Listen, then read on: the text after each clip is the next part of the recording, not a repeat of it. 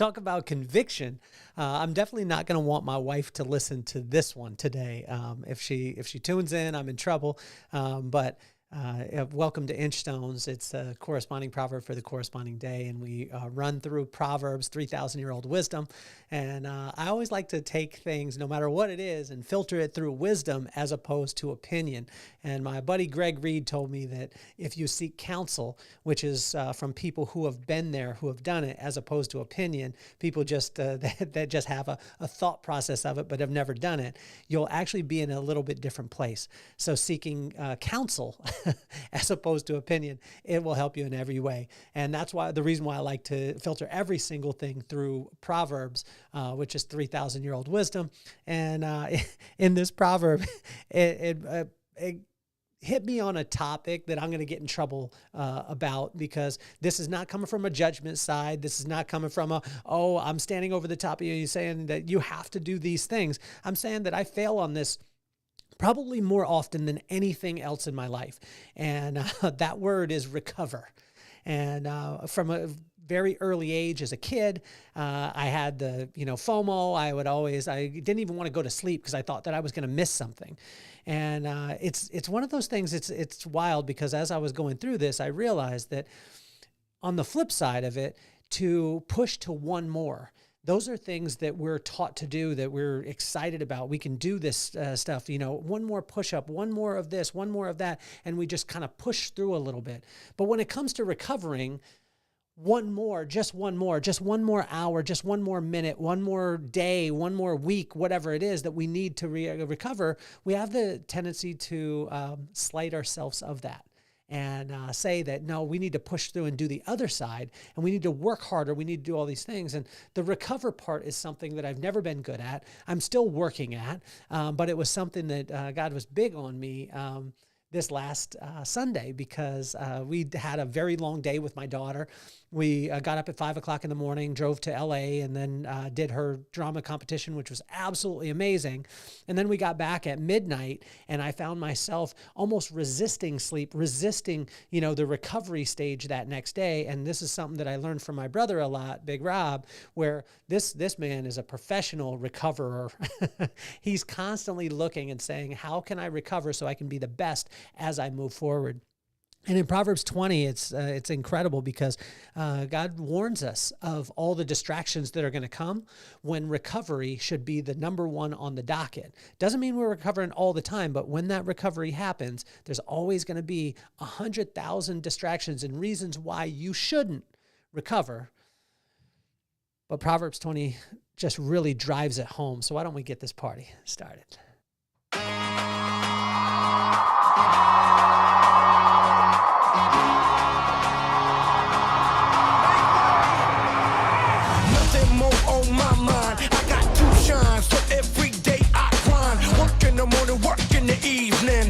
Achieving, cause we believing it's for certain. We put the work in.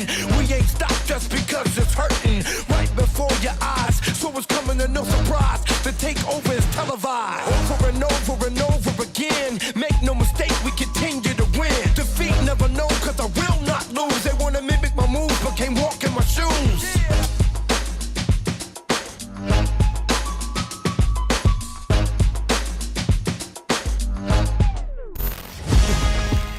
If you don't know already, the Vibe Room is coming November 9th. It's almost sold out, and it is going to be an incredible, incredible night. We've got Janae Thompson. She has over 12.6 million subscribers on YouTube. We've also got Keith Hale, Coach Keith, unbelievable human being, one of the baddest coaches on the planet. And then we have leadership specialist and also one of the baddest yogis on the planet, which is Baron Baptiste.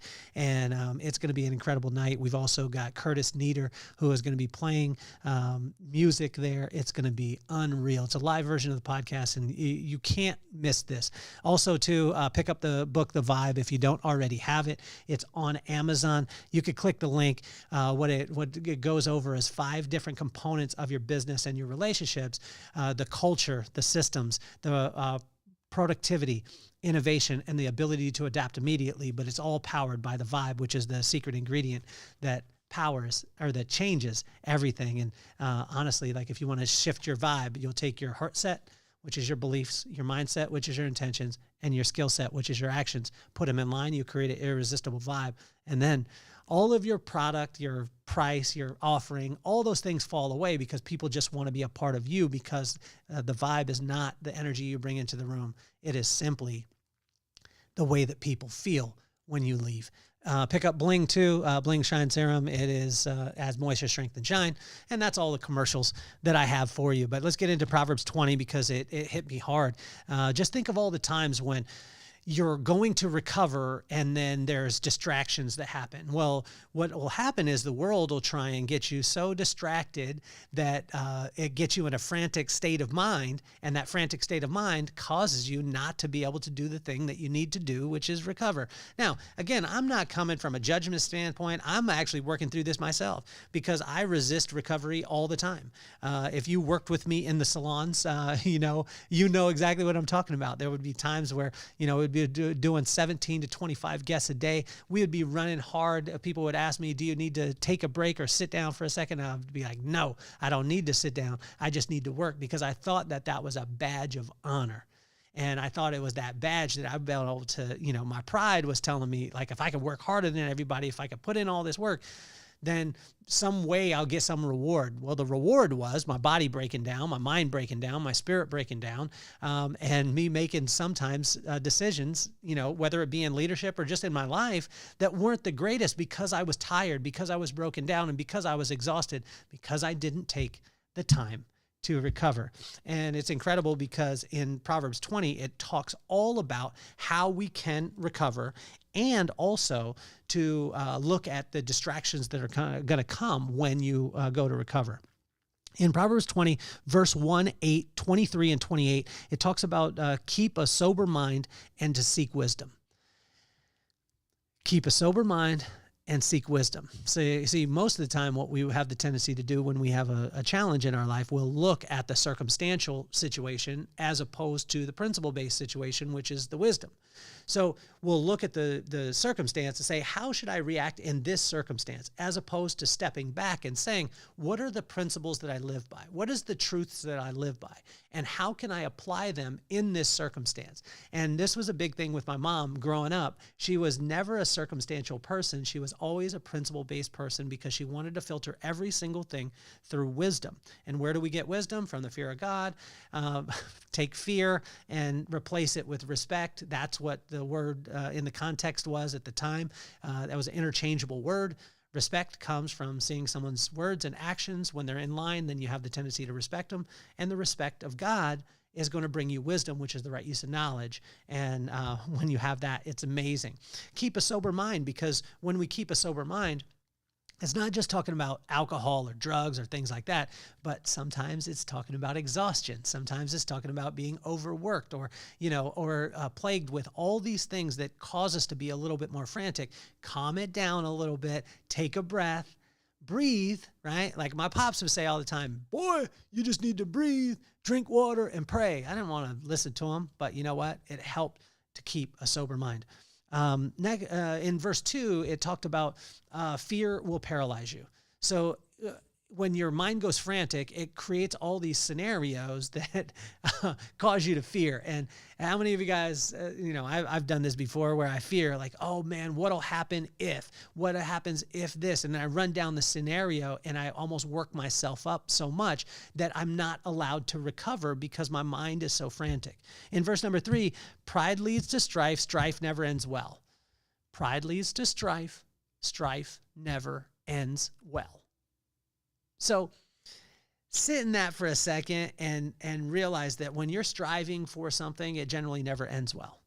And pride will start that, because my pride would cause me to work my face off, not eat or not take a break, whatever it was. And I'm not saying that hard work isn't a bad thing. It builds foundation, it builds character, things like that, but also take the time to recover. And this was a very important one in verse 4, 7, 10, 11, 13, 16, 17, 29, and 30. Watch this. Consistent, diligent work profits. 4 words that literally will change your life. I saw a video the other day on social, and it was talking about, it just showed a rabbit, and a tortoise, and it was actually a real one. And they put them in and they raced, and the rabbit would run fast and then just stop and just get distracted. And then the tortoise just kept moving, kept moving, kept moving. And I was like, there's no way this big old tortoise is going to win. And he did, because the rabbit would have bursts of energy and then get distracted. And what it had listed over the top of the hare or the rabbit was motivation. And then over the top of the tortoise was consistency. And consistent, diligent work profits. What is diligent? Just right work, right? Diligent is right work. It's not busy work, it's right work. And so sometimes the most important right work that you'll do is to recover your soul, your body, your spirit, your mind, recover. In verse 5, 12, 18, 21, 25, and 26, insight is a blessing. And with circumstantial things, take a breath. When something happens, take a breath, look back. So in our company, what we did is we had 4 core principles that every single person could recite. And if people cannot recite your core values, they're not your core values. They're just a placard on the wall that you're really excited about writing and don't have any power at all. Those 4 things, number 1 was show up on time. It's a respect of your time, your team's time, and the guest time. So be on time, right? And for us, 15 minutes before your shift was on time. If you were 14 minutes before your shift, you were late. And there was no argument in this because it was communicated before. Number 2 was wear black. Wear black because we all wore black together. No one was more important than the other. And we also wanted to distinguish between the person who was providing the service and the person who was receiving it. It also created camaraderie. Number 3 was to smile. And we always used to joke and say that, if you can't come to work with a smile on your face, go to bed with a coat hanger in your mouth. Happy people make more money and have a more prosperous situation. I tell you, when you put a smile on your face, it's an unfair advantage. And the last one was when you sweep up hair into the dustpan, simply empty out the dustpan, because no one should have to deal with your garbage before they deal with their own. And we said this figuratively and literally.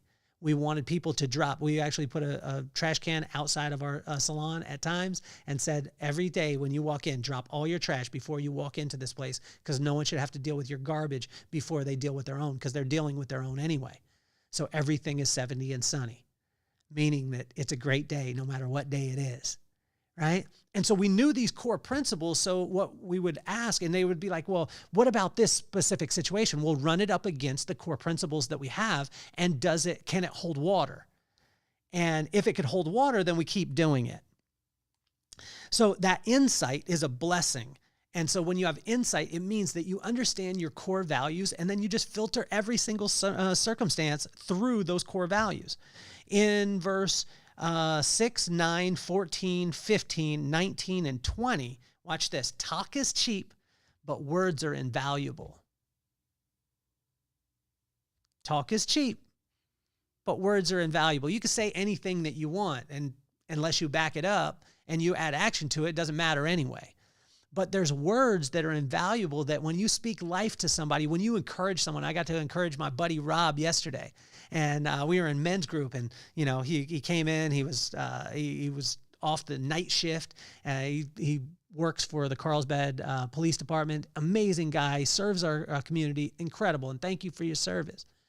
But when he came in, he was tired, he was broken down, everything like that. And then I just, I got to sit with him. I got to actually cut his hair for him, change him up a little bit. And when I did, during the men's group, I actually did the haircut during the men's group. And while this is happening, what was so incredible is I got to turn him back to the mirror, and I said, this is what God sees of you even when you're tired. And it was just those few words that lifted him up a little bit. He smiled. I tell you, your words are invaluable, but your talk is cheap. And as we finish up is verse 24 and 27.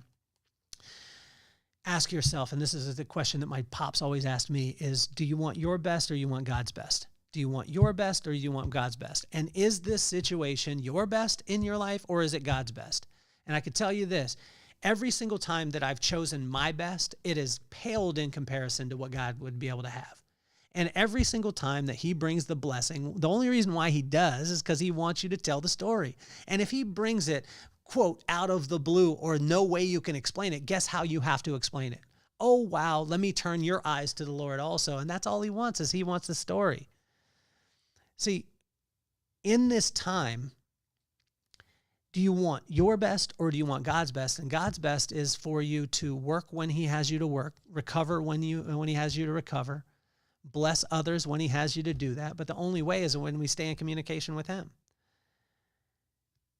You see, it breaks down like this. You'll prepare, you'll work hard, and then you'll recover. And enjoy it wherever you're at. That's what God calls us to do. Let me say it again. Prepare. You'll be either in a preparation stage, you'll be in a working hard stage, or you'll be in a recovery stage. But fall in love with whatever stage you're in and stay in that until God has you to be in the other place. I want to encourage every single one of you. This has been Inchstones. It's Proverbs 20, the corresponding proverb for the corresponding day. I want to do a big shout out to Jimmy. Thank you so much for your encouraging words. You have no idea how much they mean. If you haven't commented on the podcast, it means the world to me. I respond to every single one of them. I respond to the comments. I'm doing those things. Make sure you subscribe, that you put on your notifications. Stacy, put on your notifications. I appreciate you. I love you. Put on your notifications so you know that when we're on. Check out the Vibe Room Bling, the book. And thank you so much for tuning in to Inchstones. My name is Kelly Cardenas, and I'm officially off the hot seat, baby. Peace, love, and soul. Nothing